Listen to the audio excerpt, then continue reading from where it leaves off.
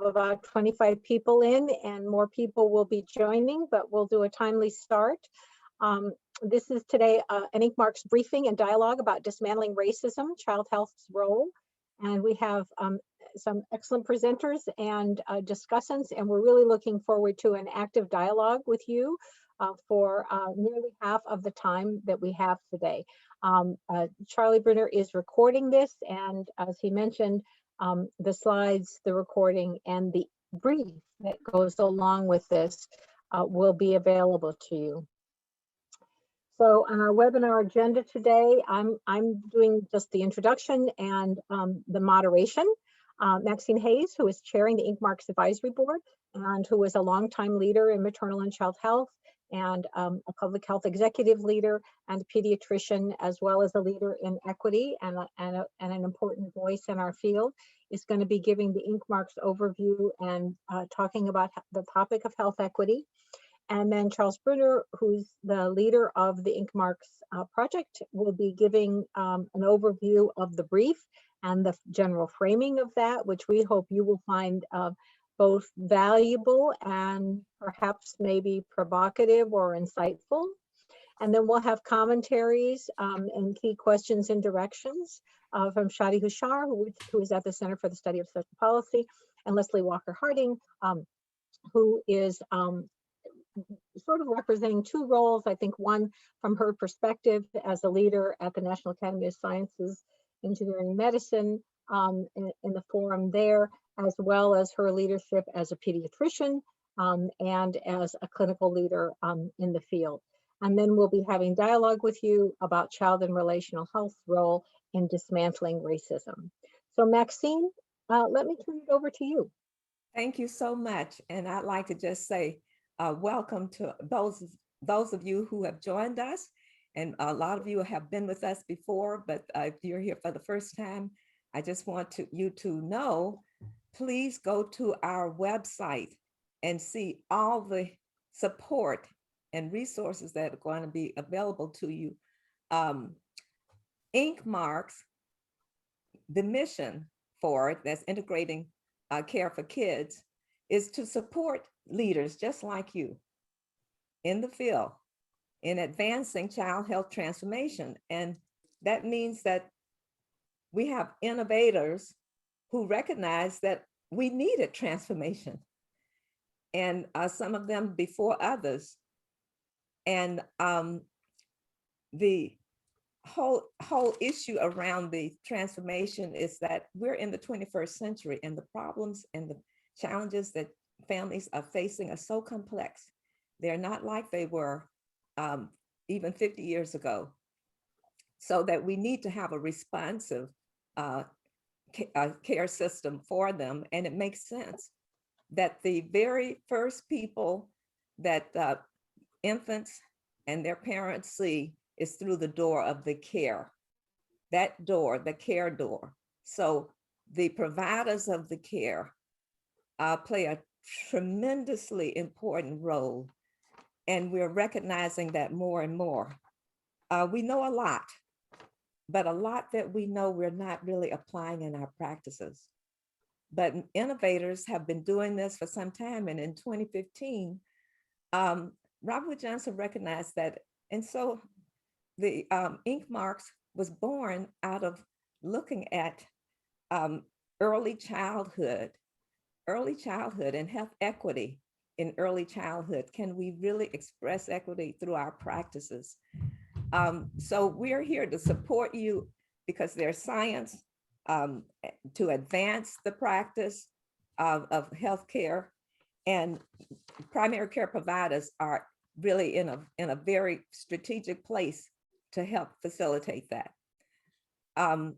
You will find in the Inkmarks website a lot of resources available to you, as well as understand the framework from which the National Advisory Team want to advance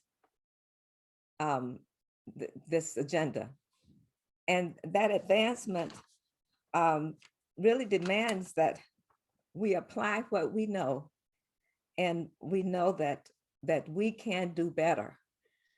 And we have a lot of help in the context of doing this right now, because the American Academy of Pediatrics in 2016 developed a policy that all primary care providers should screen for poverty.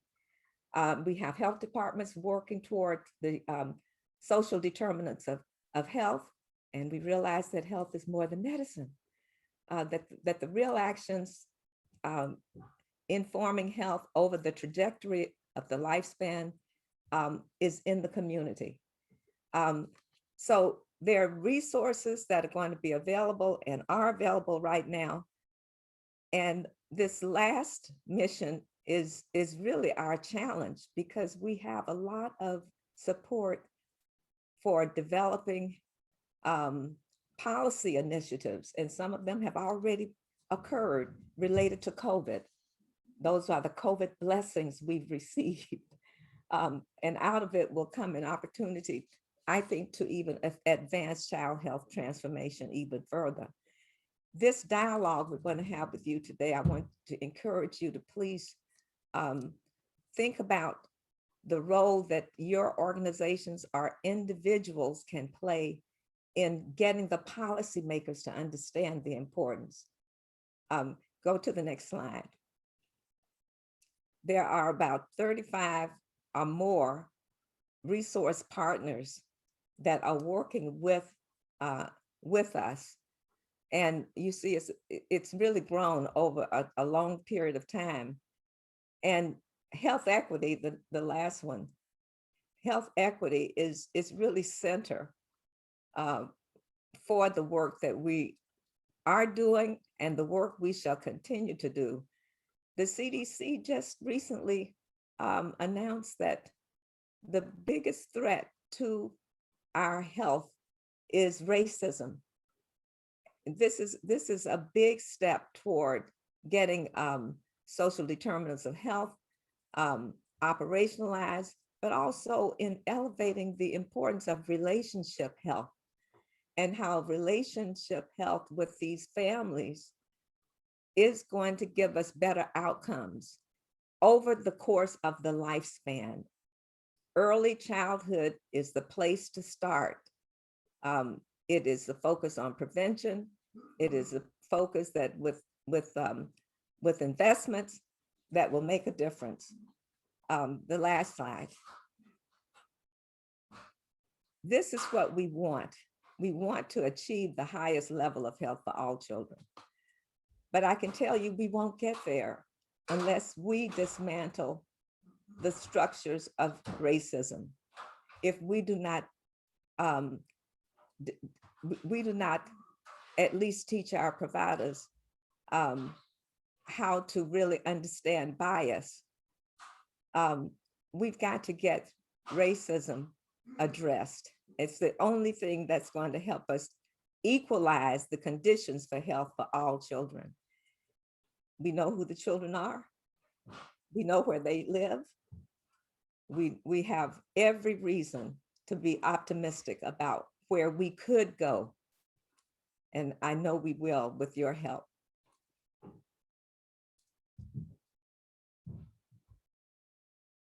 Well, thank you, Maxine. And my task is very easy. It's really to go over very briefly the discussion brief that you did receive, I think, from us. And it really, the presenters here and the moderator are all the co-authors of that resource or a discussion brief. And really, we wanted to put it out there with a set of questions, because we do think that this is an issue that we really want to move forward with and think we can lead with in terms of achieving what we want for all kids. And really, there are the discussion brief, 10 compelling reasons, and I'll go over them in a minute. Really, 3 things you should know about it. It really does build upon the science and research base, showing the particular need for frontline practitioners, sometimes called relational care coordinators or parent coaches or family navigators or community health workers, to be a core part of well child care and a medical home team. It builds upon that science and knowledge. it recognized the opportunity to really advance child health through both federal and state policy by investing in those practices and practitioners. We have them out there on a demonstration basis and exemplary practices around the country, but we don't have them as a standard expectation or funded source for primary health care. And we really need to emphasize that we have to consider children as a priority population when we are talking about dismantling racism and achieving equity. And often people think about racism and think that we've got to confront it with our adult population and our lives, and we certainly do. But we also have to start at the beginning, and that's with families and their young children. So those are three summary points, and the 10 compelling reasons, the next slide, and Kay was helpful in putting this in a question before each of the two sets of questions. Why young children? It's because starting early matters, and at birth, children are developing their identities, their brains, how they're being treated by others, how they should treat others, how people look at them because of their clothes, their dress, their gender, and their race. So starting early really matters. That's when people are developing themselves and their orientation. Secondly, children are the most diverse age group in society, and half of our kids born today are of color, compared with about 20% of our elderly population. If we want to make a change, starting with children makes sense. We can't do it without having them have the opportunity to grow up in a post racism world, or moving toward that. In terms of primary health care, Maxine said that this is a near universal point of contact for engaging young children and their families. This is where they go and where they need help in terms of basic care and response. And all parents want to have their kids have good health care and a medical home. And secondly, we really now know enough to act. We have exemplary programs and practices that really show success in elevating child health trajectories and reducing disparities. We have them in a whole variety of practices, incentives, and they are now undergirding bright futures and the principles behind a medical home. So primary care really plays a particularly core role, not the only system that needs to adopt these practices, but a system that can really contribute to dismantling racism if we support it. The third slide is why relation community health workers, as I said. There is a really strong multidisciplinary research base that shows that well-resourced, supported relational or community health workers, often with often living in the communities, but at least having a deep understanding of the communities, of the people in the community, really do help to transform practice and make practice more responsive, as well as establish those trusting relationships that are the foundational for moving forward. And they really are key in the second sense, really, that practices which have engaged in, and Leslie may say a little bit about this, really see their value in enabling those in the professional world who are providing well child care, the other people in the office, to really support their own culture and linguistic responsiveness and learning, and enabling the overall practice to be anti-racist. The next slide.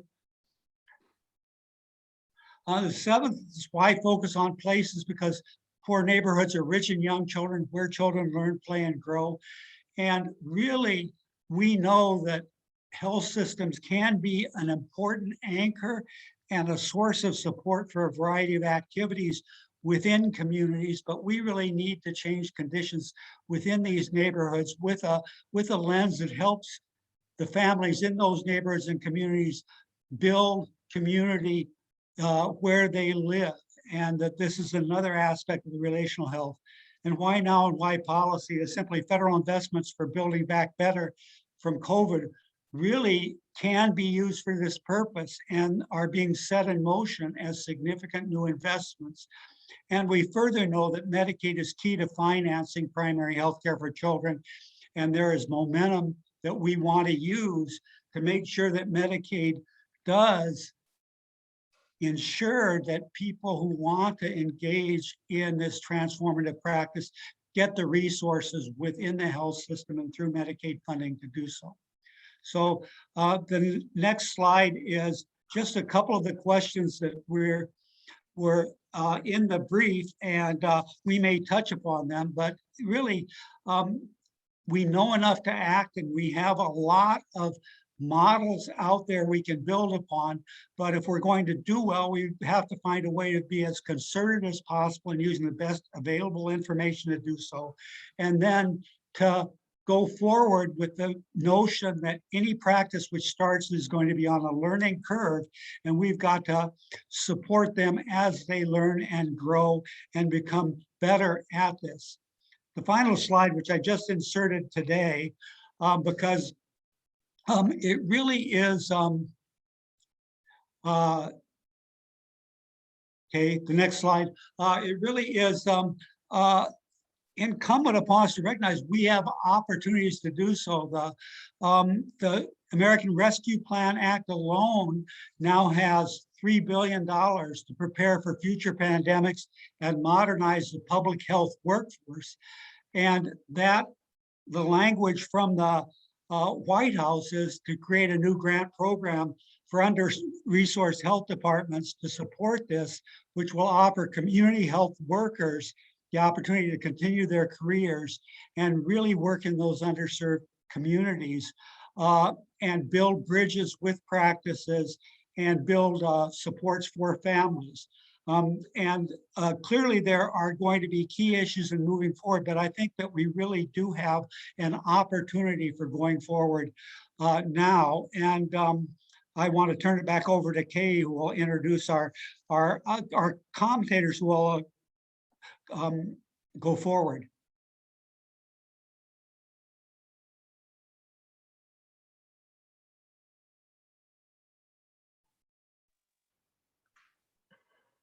Dr. Kashar is a senior associate at the Center for the Study of Social Policy, and in her work there, she has worked extensively on understanding community change, on advancing equity, including a framework for change toward equity and anti-racism action and practice in the context of serving young children, their families, and their communities.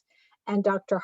Walker Harding, as the Senior Vice President for Seattle Children's Hospital, has a wide range of responsibilities and leadership there, but has a long history of experience, not so long, she's kind of young, but an array of experiences in looking at the role of pediatrics, the role of primary care, and the providers and the teams that deliver it in addressing equity. So I believe, Shadi, you're gonna go first?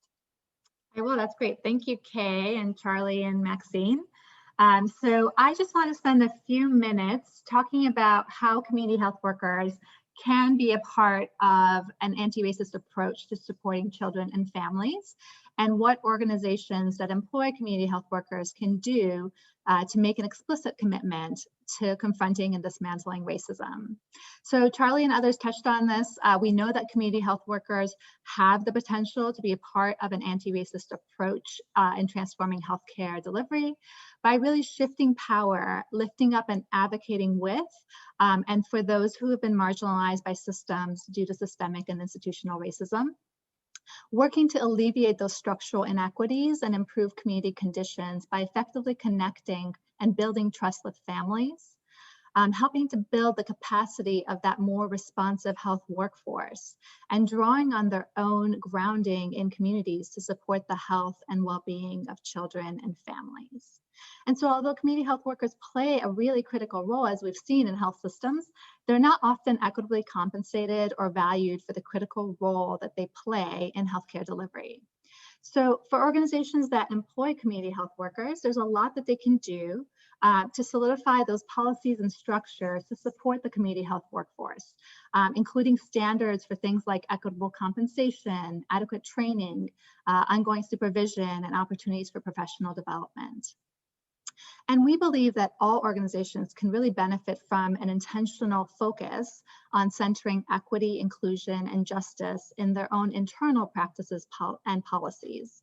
And so for organizations that want to do external facing racial equity work, including healthcare organizations, and especially those that employ community health workers, it's really critical to make a parallel and explicit organizational commitment to confronting and dismantling racism by creating a culture of self-reflection and organizational improvement. So what does that look like? How does equity show up in our work? I'm just going to touch on a few opportunities, and these have really come through our own equity journey at the Center for the Study of Social Policy. And they include the use of data to really continually examine recruitment, hiring, retention, training, support, promotion, contracting, compensation, and really other practices and procedures that help to ensure that we have an equitable employment practice. And developing performance measures and accountability structures, right? So that staff and leadership both agree on those and are using them. And we need structures for continuous reflection and improvement so that we can make those mid-course corrections in our efforts. It's also really important to identify champions for this work, both internal to your organization and external, who are going to support and hold you accountable to your commitment to racial equity and provide that really critical feedback about how we show up in the community. We can also create the expectation that all staff and leaders are change agents for racial equity, so that this doesn't necessarily sit with one staff or one sort of group. It's really about how racial equity is a part of all of our work. And it's not optional when we're looking at making improvements and achievements, sort of when we think about the needs of children, youth, and families. So all staff, regardless of their position in the organization, should really know that they have a critical role in playing in advancing equity, both within and external to the organization. A couple more. It's sort of a balance, but we have to balance the need for those ongoing internal capacity building efforts around racial equity with our focus on our external work to improve outcomes for children and families. And so what this means is that we really have a dual focus. We have that double bottom line that's really crucial to ensuring that staff have a high level of proficiency and are pushing the equity work forward. And finally, and this is the hardest, is we really have to invest our organizational resources. This is both in terms of money and time and capacity to advance racial equity and ensure that staff are constantly working to grow and improve. And so that means that we are prioritizing this work as much as we prioritize our core programmatic and organizational work, and that we support staff in doing this. So I'll stop there. I was just gonna, in the conversation, lift up a couple of questions, but I think I'll pass it on to Leslie to share a little bit with you, and then we can walk through questions. Great, thank you, Sade. And it's great to talk with Charlie and Maxine, and thank you, Kay, for your moderation. I really like to start, especially coming from the healthcare system world, with why did this happen? How did we develop to have a need for community health workers? And I think it goes back to, if we actually had an anti-racist system, healthcare system, that did not hold people back, and the whole system of the country that did not hold people back from living to their potential, we would have doctors, nurses, healthcare people of all kinds, nurse practitioners who are from the communities, live in the community, are the community. But our system isn't that way. So we have people who are not from the community. And as much as we love, and many people consciously desire to want to be an unbiased and equitable deliverer of care, we have the data that shows that isn't happening. We have, it's just like if somebody loves children and they love adolescents, that doesn't make them a pediatrician or an adolescent medicine specialist. You need skills, you need quality assurance, you need education, and you need that determination.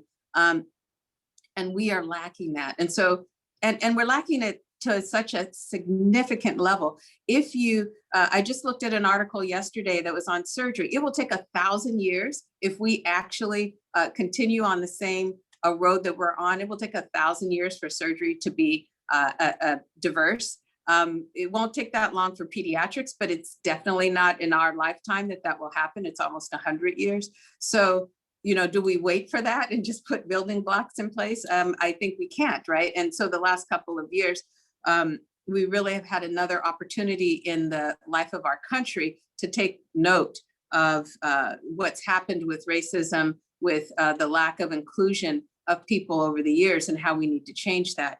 And we can't wait, but yet it's going to take a while to get the providers there. So to me, really focusing on evidence-based work, like having community health workers, is critical. It's critical, one, because they know their communities. Every single community I've ever been a part of, seen, walked in, has assets. They know the assets in their community. They know how to marshal and find the best within the community and help people who might not know what's there to find that.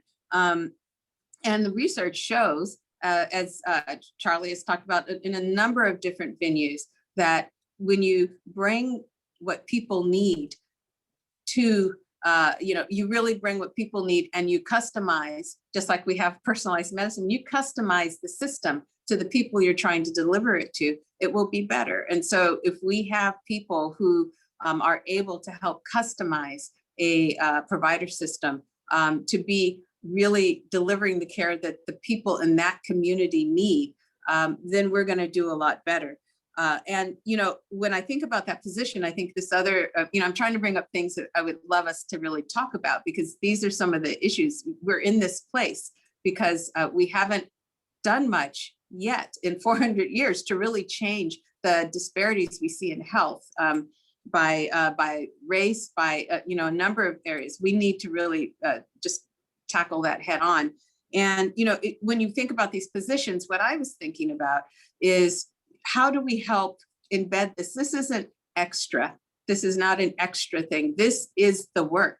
This is the work that we must do. And having community health workers, people call them a lot of different things, but having that person there is the work, and they need to be paid appropriately as that work. And there needs to be some sort of a job ladder, right? You know, where do you go from there? How do you get there? That should be a whole nother line of a profession, really. You know, and we need to think of it that way, not like an extra adjunct that's nice to have, but that you actually can't do active primary care without it. And I think within the healthcare field, again, in the last couple of years, there's been a real visible push to have anti-racist organizations. I think that's good. It's sincere. It's going to take a bit of time. There's going to be mistakes made along that road, but the healthcare system right now is on that road. We have, you know, political will, and like what Charlie showed, that there's money now with the will, and we have, you know, so many different active voices from the community having the will to make this happen. What we need to also do, though, is make sure it's happening for children, because a lot of times this is not included with children. So, you know, that's a voice, I think, and that's a question I would say is, how are we and how are you on this call going to help us to make sure that the focus does not, you know, gravitate only to adults? Because of course there's a lot of help and needs there, but this is our future. Our future is different than our past. And if we really don't address it appropriately and equitably, we won't really see the kind of, you know, when I'm older, the kind of support and help in country that we would hope to see in the next few years. So those are some of the comments I had, and I'm really interested in us talking and having some dialogue. Thank you so much. Leslie, I think it's really, but from both of you, very insightful comments to sort of kick off our discussion period. I see Sarah Rafton has put something in about Washington State, that things that may be familiar to Leslie, but Sarah, I believe you can unmute yourself. Would you like to talk about that for a moment? Oh, sure. Can you hear me okay? I don't have my headset on at the moment. Okay, thank you. Yes, we can hear. Paying community health workers adequately, elevating them, allowing them to have a career ladder, be leaders. We just want them. Our federally qualified health centers sometimes have similar roles. They seem to have a little bit more robust funding than some of our health system primary care sites or independent primary care sites. And so this is not a commonplace service for children and families in Washington State.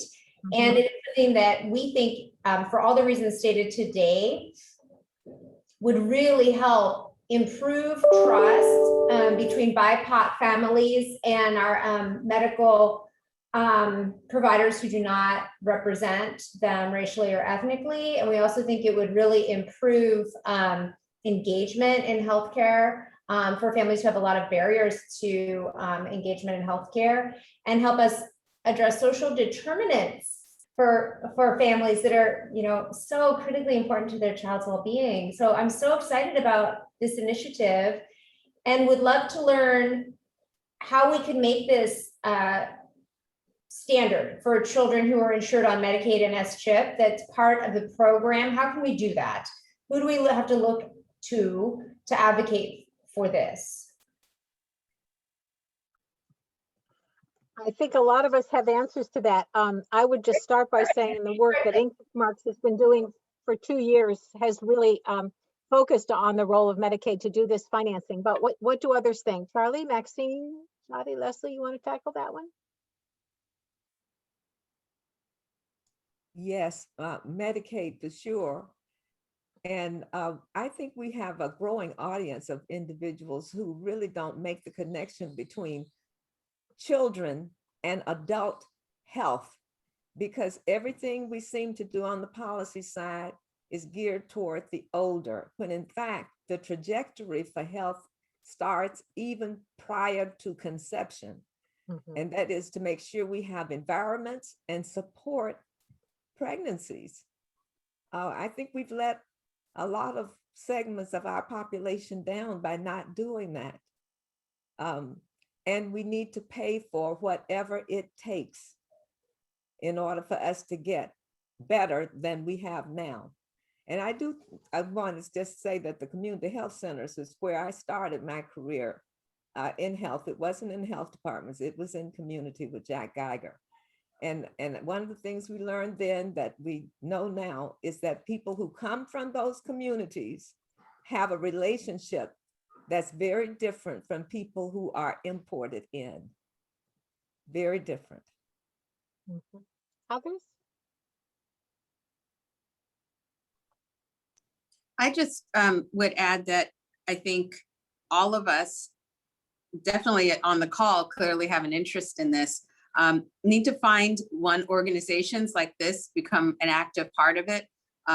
We have a pediatrician in Congress. We have people who are interested in this now. And I think you can never underestimate the power of speaking up, meeting with your local legislature, talking about this. That it's people that care for kids really have a good amount of influence when you actually use it and go and speak and talk about what you need.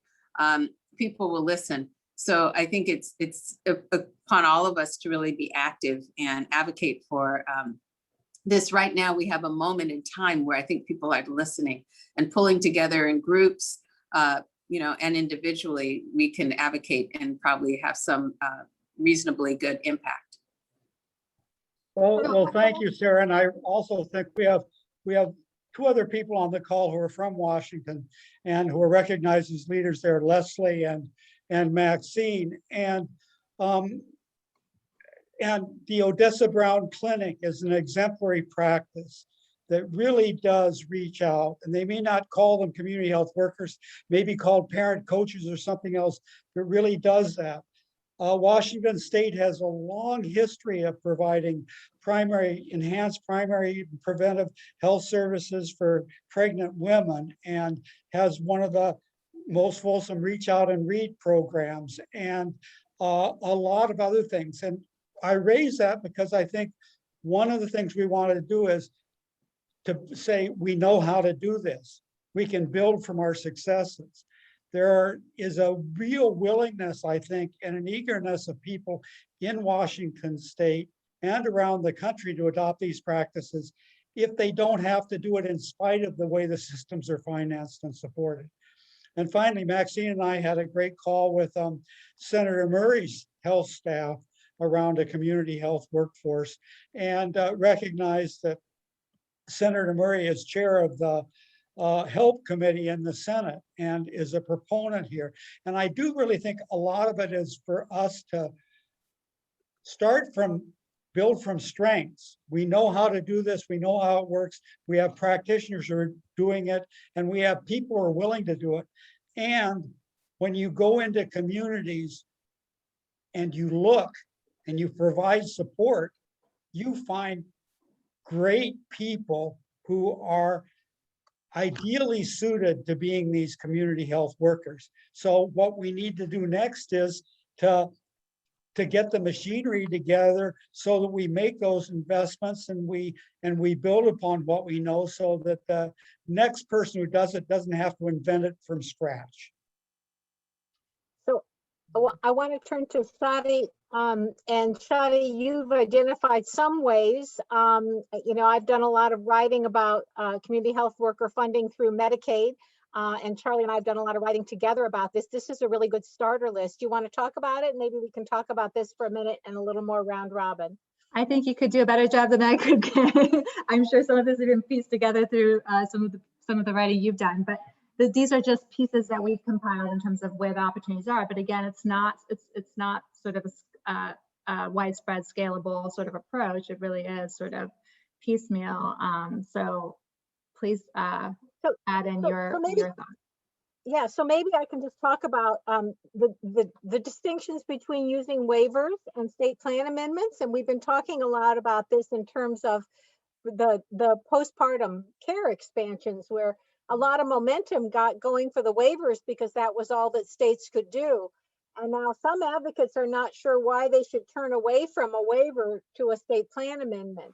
And yet those of us who've worked long on Medicaid know that the state plan amendment has more protections for beneficiaries, guarantees more benefits, requires statewide-ness and servicing the full population, not just picking teenagers or this clinic or that clinic. And so on the other hand, sometimes the way to get this done is through a waiver. So you've mentioned the state plan amendments that could actually add community health worker services. This would be likely adding a benefit not exactly a benefit category, but it ultimately looks like a benefit category. In every state has the option to amend their state plan to finance preventive services that are delivered by an array of people who are like community health workers or lactation consultants or others who are delivering services.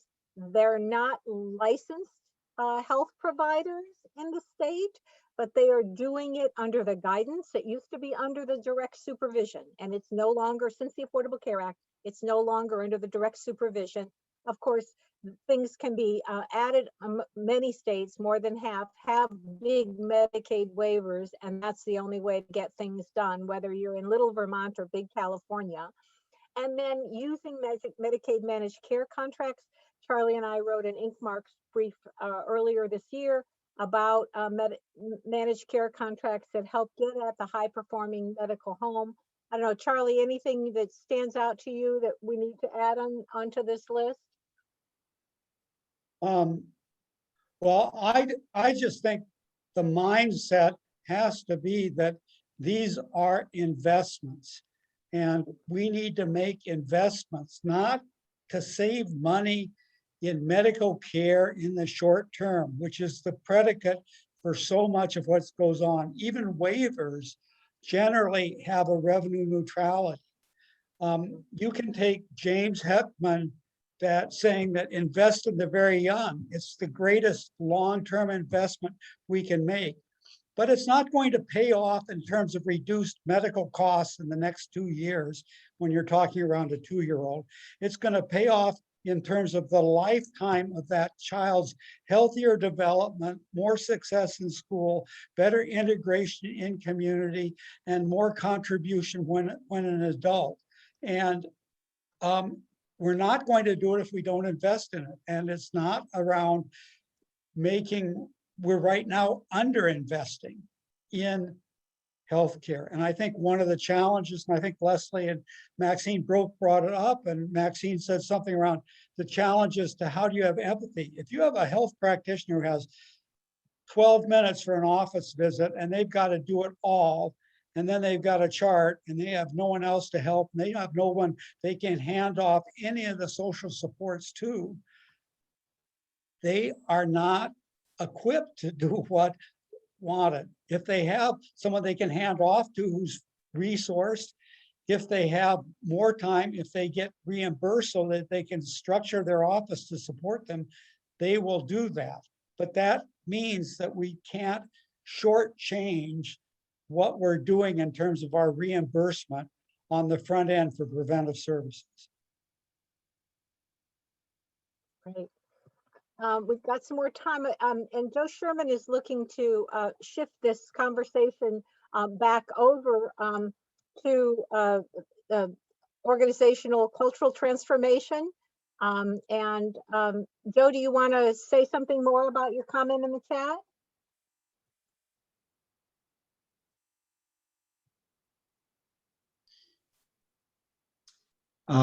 Yes, can you hear me?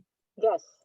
Okay, yeah, just that, just overwhelmed by the statistics of the health outcomes for children cared for by providers of color compared to white providers is just, it's overwhelming. And it doesn't take, I heard some statistic that if each medical school were to increase the number of students of color by one with each admitted class, that would advance the number of at least physicians of color who are in practice very rapidly, or innovative programs of collaborations between certain undergraduate institutions that are predominantly Black with specific medical schools like in Emory. I think that these are things that can be not only done in medical schools, but also with physician assistants, as well as nurse practitioners and other providers. Mm-hmm. Leslie, do you want to talk about that a little bit? You mentioned that in your earlier comments. Sure. Yeah, I think that is critical. I think there are a lot of programs. A lot of medical schools, especially now, are really trying to increase their numbers, whatever that means. I think if we talk about pediatrics in particular, there's a crisis of people not going into pediatrics, not going into pediatric specialties overall. And then you start to pull down to people who are underrepresented or minoritized people that are going into pediatrics. It's a problem. I mean, it's a crisis. So I do think people are doing some things. I think it's bigger than medical schools. I think we have to look at the cost of medical schools, look at how we're training. And we have 3 extra years after you do pediatrics before you can be a specialist. There's a lot of things I think that we need to look at system-wide. I've talked to a person who had $600,000 in loans. I mean, that's crazy. There's not even a profession you can do in medicine to recoup that. And, it costs a whole lot. I looked at a recent study too, in the American Medical Colleges, American Association, AAMC, where it said that people, the majority of people that go to medical school are from privileged backgrounds. We're not even touching people that aren't from privileged backgrounds very much, and it hasn't changed. And if you talk about African Americans, it's in some ways for men, it's gotten lower in the last 20 years, 30 years. So we have to do a lot from very early through medical school, through getting people to be interested in professions that actually, can be in primary care. I think we have a lot to do. And some of it, again, to me, is at the national level, not just at the medical schools level. But yes, I think there's a lot to be done there, because I don't want to be 105 and finally hear that there's enough BIPOC people in medicine and in pediatrics. I mean, I think we can do this much faster if we just take action and we hire and we encourage people through. There's so many pitfalls that people fall through before they ever get to medical school. And then when they get to medical school, the highest number of people that drop out of residency and medical school are people of color. And it's not because they can't do the work, right? There's a lot going on there. So I agree that should also be something that's highlighted. And there are new investments in the American Rescue Plan Act for health professions training for a variety of types of health professionals, and as well as historically Black colleges and universities. Shadi, do you want to say more about that? Go ahead, Charlie. Yeah, I want to say something because I think that, I think it's important. My spouse went back to school when she was 40 and got her physician assistant degree, and then worked at the community health center in Des Moines. And she said that going into the community health center and being a primary practitioner was like entering a Spanish language immersion school. And she really took it upon herself to learn Spanish, to really look at how she could do something and in that opportunity. And with the help, unfortunately, they had a Help Me Grow program, and they had other types of supports and services that were available, and she got a lot of help in working in that way. I think that she'd be the first to say that, if you really want to have culturally competent organizations, they've got to reflect overall in the professional areas, the diversity of the population. But anybody can play a role. And her Spanish patients come to her, or Hispanic patients come to her and ask for her. And she always starts the conversation about families and what's going on with the family and other connections. But it's been enriching for her. It's been a win-win for her in terms of her learning, but it has been a learning curve. And it's just, how do you create an organizational structure where people are encouraged to do that and be on that learning curve and reaching out and doing something new and learning something new. Shadi, Yes. would you like to pick up on that? I would just say I really appreciate all those comments. I think Leslie's points are great and really important. I think certainly in terms of increasing the number of BIPOC professionals that we have in the healthcare space and leaders, but also around the training. And I think there's a lot of value in having training around the history of racism in systems like healthcare. And implicit bias and cultural humility and all of those different pieces, and starting very early to really be able to start to address those. And there's strategies that have been used in some places. I don't know that I could speak to them. Leslie, you may, but I've certainly seen things like checklists that doctors will use to ensure that they're asking the same set of questions from all of their patients, that they're sort of trying to mitigate some of the implicit biases they might have around patients' experiences. But there's a lot of work that needs to happen to both create the pathways for practitioners of color to really be able to be in the space, and to also shift the way we understand and engage with families, with children. And these biases show up in pediatrics too. We've seen some. So I think it's just really important to continue to think about what we need to be doing in this space. This is one that I've taken a look at with regard to the perinatal and the maternal health, from the preconception through the prenatal, through the postnatal. It is extraordinary that we have really tight, I mean, you're talking about let's just take prenatal for a moment. It's kind of a standard array of tests, a standard array of health education recommended. The guidance and the recommendations are tight.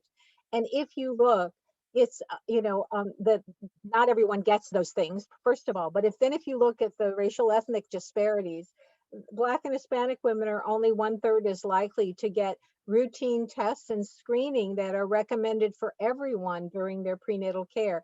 We have the NICU experiences and data that have been widely explored and published nationwide, and I'm sure Dr. Walker Harding has more examples of that. I get back to that one, us being unwilling to call it unequal treatment. Not just the bias. I mean, the bias is the cause of it, but that literally we can measure the unequal treatment, as the Institute of Medicine told us.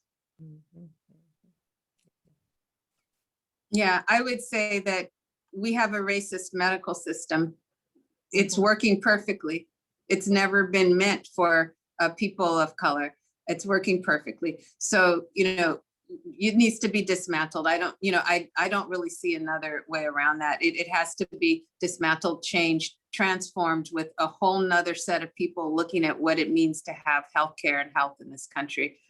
Short of that, I think we're just going to keep patching like we have done for the last 200 years that we've been talking about this. And I agree with that 100%. I think you said it well, Leslie. It's the culture, and it's the willingness of society to also change. We have narratives that have been handed down that we didn't write, that are not even true, but they have been believed. And these attitudes have been shaped by those narratives. And I certainly hope it doesn't take another lifetime, as you said, but I think that they're very deep. It's a lot of places are now saying we're going to do something. And 195 organizations have said, we recognize this is a problem and we want to do something. Well, I think the one thing we all should do is to be serious about where the power of decision-making resides. And until we can really measure the things like that, then I think we're fooling ourselves.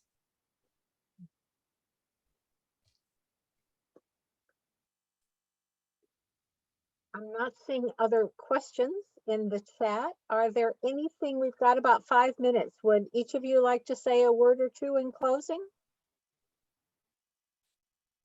I still want to be optimistic about the environment we find ourselves in. I think that Inkmarks is well positioned, historically well positioned in terms of what it is we see at the bigger picture that needs to be done. And I think we have a story to tell people who will listen, and people are beginning to listen. And what's the evidence of that? We are seeing an emergence, even with this administration, so many opportunities to really tell and influence what they understand and help connect the dots of early childhood to the lifespan of an adult.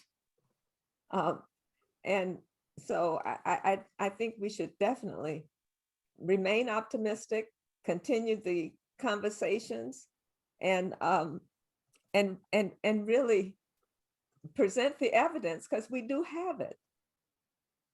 We do have it. So I think Charlie's comments about really being confident in what we know, we can back it up and get people to listen. Others? Last word? 4 minutes? I'll just say I really appreciate the intentionality we bring to conversations like this, where we bring children sort of in the central and it's centered in this work, but also that we're talking about racial equity and anti-racism in health systems. It wasn't that long ago when people weren't using words like anti-racist and white supremacy and white privilege. So I feel like this is an important place for us to have these conversations and to bring all of that into the discussion. So thank you. Yeah, and I am also with Maxine. I am actually very hopeful that we are on a path and we're in a period of time that we can actually influence the infrastructure. And, you know, even if this time passes, as all times do, there will be something embedded in the infrastructure that will be different and we will be in a different place. And I'm very hopeful and about that right now. So I think this is a wonderful time, and it's amazing that we're able to even talk about this in a group and meeting. And so I'm very hopeful. Hey, if you could move to the last 2 slides. Yes. Or this is really, I mean, we've really emphasized that we do know enough to act and that we can achieve collective impact if we engage in collective advocacy. And I really do, you know, thank you all for your work and your being on this call, particularly to my partners in the development of this brief and in their work, but in all your work too. And I really feel like for the last 40 years in my professional life, I've been operating, trying to get a little bit more, trying to do a little bit better, trying to fend off the dominant paradigm of really government shouldn't be doing much of anything. We have a better idea for government less, to something where we are right now in a situation, I think, when we are saying government's not the problem. Government is, it should be us, and we are the solution. And that does mean making investments. And I really do think that kind of the Margaret Mead theory of change that we do have with the people on this call and all of our different venues, the opportunity to really move forward. And I think it takes work at the public education and policy articulation level and securing the resources.